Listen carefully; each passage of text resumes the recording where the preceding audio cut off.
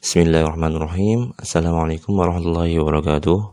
Anak-anak yang dirahmati oleh Allah, semoga kita tetap diberikan Allah nikmat sehat dan keberkahan hidup, sehingga kita dapat selalu mengikuti pembelajaran pada tahun pelajaran 2021-2022.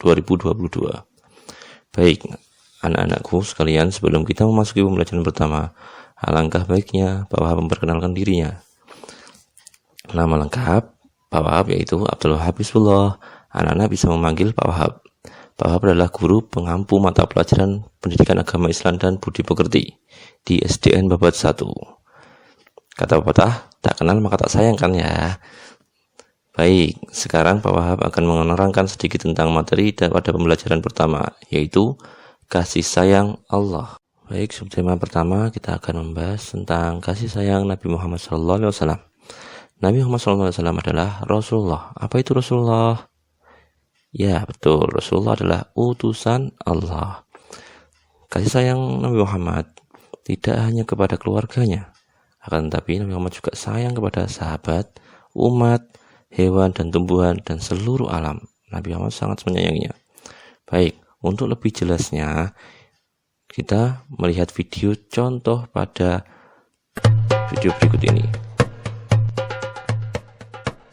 Seperti yang telah kita ketahui, Nabi Muhammad menaruh perhatian yang sangat besar terhadap anak-anak yatim.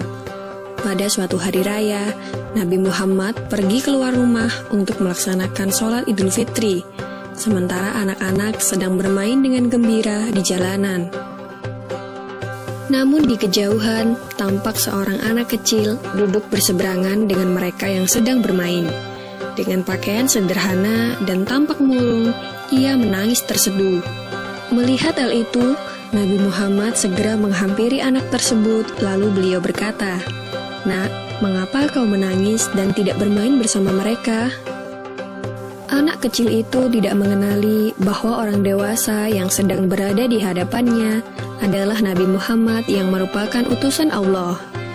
Ia pun menjawab, "Paman, ayahku telah meninggal."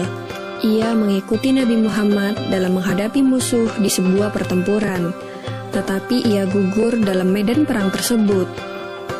Nabi Muhammad mendengarkan dengan seksama rangkaian peristiwa dan nasib malang yang menimpa anak tersebut. Anak itu pun melanjutkan ceritanya. "Ibuku menikah lagi. Ia mengambil warisanku yang merupakan peninggalan ayah, sedangkan suaminya mengusirku. Kini aku tak memiliki apapun, dan hari ini aku melihat teman sebayaku merayakan hari raya bersama ayah mereka. Perasaanku dikuasai oleh kehampaan tanpa ayah, karena itulah aku menangis." Mendengar penjelasan dari anak malang itu, hati Nabi Muhammad runtuh. Ternyata masih ada anak-anak yatim dari sahabat yang gugur membela agama dan Rasulnya di medan perang yang mengalami nasib malang seperti anak itu. Namun Nabi Muhammad segera menguasai diri. Nabi yang duduk berhadapan dengan anak ini segera menggenggam tangannya. "Apakah kau sudi bila aku menjadi ayahmu, Aisyah menjadi ibumu, Ali menjadi pamanmu, Hasan dan Husain sebagai saudaramu, dan Fatimah sebagai saudarimu?" tanya Nabi Muhammad. Mendengar tawaran itu, anak itu seketika mengerti bahwa yang dihadapannya adalah Nabi Muhammad SAW. "Kenapa tak sudi wahai utusan Allah?" jawab anak ini dengan senyum terbuka. Nabi Muhammad kemudian membawa anak angkatnya pulang ke rumah. Di sana anak ini diberikan pakaian terbaik. Ia dipersilahkan makan hingga kenyang. Penampilannya diperhatikan, lalu diberikan wangi-wangian. Setelah selesai, ia pun keluar dari rumah Nabi Muhammad dengan senyum dan wajah bahagia. Melihat penampilannya yang sudah berbeda, para sahabatnya yang semula sedang bermain bersama mulai bertanya, "Sebelum ini kau menangis, tapi kini kau tampak sangat gembira." "Benar sahabatku, tadinya aku lapar, tetapi lihatlah, sekarang tidak lagi. Aku sudah kenyang. Dulunya, aku memang tidak berpakaian bagus, tetapi kini lihatlah, sekarang aku mengenakan pakaian bagus." Dulu memang aku ini yatim, tetapi sekarang aku memiliki keluarga yang sangat perhatian. Nabi Muhammad ayahku, Aisyah ibuku, Ali pamanku, Hasan dan Husain saudaraku, dan Fatimah saudariku. Bagaimana aku tidak bahagia? Mendengar cerita sahabatnya, mereka tampak menginginkan nasib serupa. Sampai salah satu dari mereka berkata, "Coba saja ayah kita juga gugur pada peperangan itu, sehingga kita juga diangkat sebagai anak oleh Nabi Muhammad." Lalu waktu terus berjalan, usia semakin bertambah, kebahagiaan anak ini pun lenyap ketika selang beberapa tahun setelah itu, Nabi Muhammad meninggal dunia. Meratapi kepergian ayah angkatnya yang paling mulia, ia keluar rumah dan bersedih. Sungguh menyedihkan, kini aku kembali terasing. Aku bukan siapa-siapa lagi. Aku kini menjadi yatim yang kesepian, katanya sambil menangis sedih. Sayyidina Abu Bakar Asy-Syiddiq yang menyaksikan anak ini segera memeluknya. Sayyidina Abu Bakar kemudian mengambil alih pengasuhannya. Wallahu alam.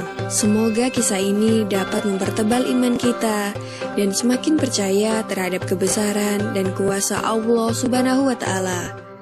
Amin ya Rabbal Alamin. Semoga anak-anak bisa mengambil pelajaran dari video tadi ya. Baik, pada subtema 2 ini kita akan mempelajari tentang kasih sayang Allah. Untuk siapa kasih sayang Allah itu anak-anak?